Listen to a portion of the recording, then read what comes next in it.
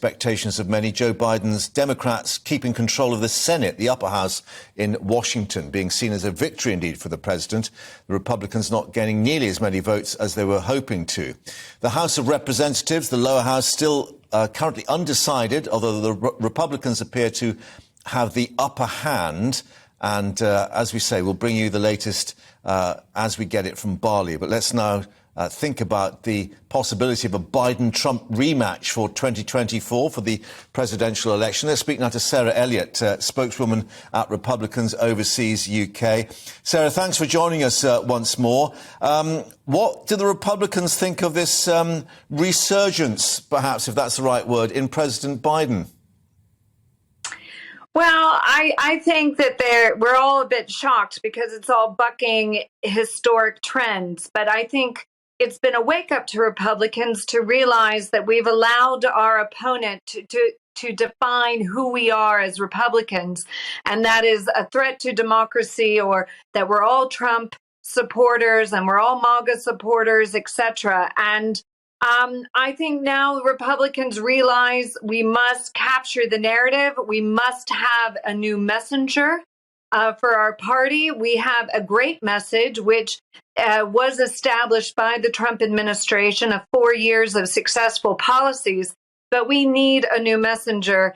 And I think we're all having a very self-reflective time right now. And it may be President Biden who makes America great again in terms of his position on the world stage now in Bali. We're being told this meeting with Xi Jinping went on for 3 hours, indicating that there may be some traction being gained here, especially over the issue of Taiwan and other thorny problems. Well, I sure hope so. I mean, I don't know how a president who stumbles upwards climbing stairs and can't find his way to the Oval Office is really going to intimidate or challenge Xi Jinping. But I hope he does as the leader of the free world. And 3 hours is a long time. And Taiwan is also a very special country in and of itself.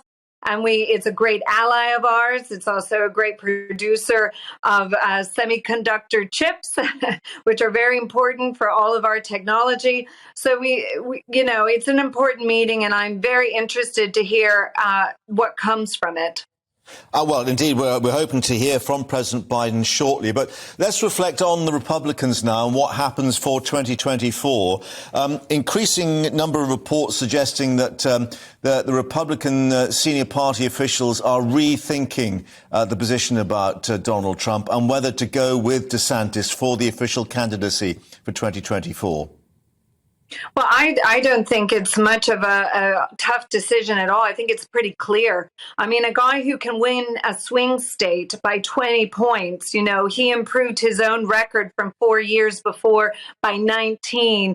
He did better with Hispanics than Donald Trump. He did better with rural voters and non-educated white voters better than Donald Trump. He brought together Democrats and independents, and he had a very conservative agenda the entire time.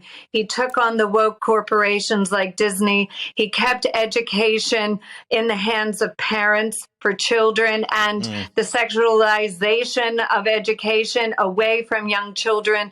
And he also kept the state open during COVID. And he followed the science, really, and he decided lockdowns would not be good for children. Neither would vaccine mandates be good for freedom and for the people. And look how much Florida has flourished under his leadership. Yeah, and I think the YouGov poll that's come out is showing Republican voters going 41% for DeSantis, only 39% for Trump. But what would it mean for politics if DeSantis is actually going to become the new Republican darling of the right? I mean, is this going to change politics? Will it become more collegiate than what we've seen? I mean, yes, there will not be the name calling. There will not be the chaos and the drama. But what you'll see is a populist Republican Party. Donald Trump did fundamentally change the Republican Party. It's no longer the country club Republicans.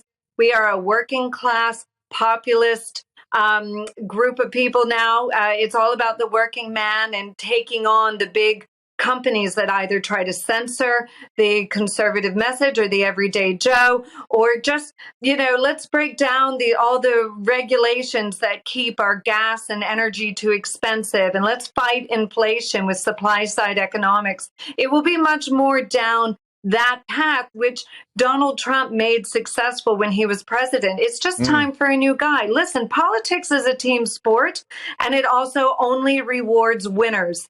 And if you cannot win, you need to, you're kicked out, basically.